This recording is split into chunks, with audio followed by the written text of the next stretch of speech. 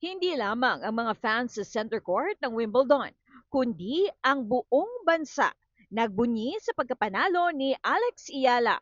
Pinatumba ng 29 seed na Pinay ang defending champion at world number 3, ang Polish player na si Iga Swiatek, sa loob ng 2 sets. Sa panalong ito, gumawa ng kasaysayan si Iyala sa 2026 Wimbledon Championships para maging unang Pilipina na umabot sa fourth round ng isang Grand Slam tournament.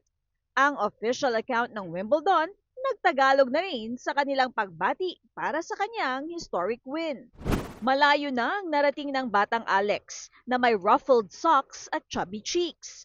Nagsimula ang kanyang tennis career sa murang edad na 4 na taon.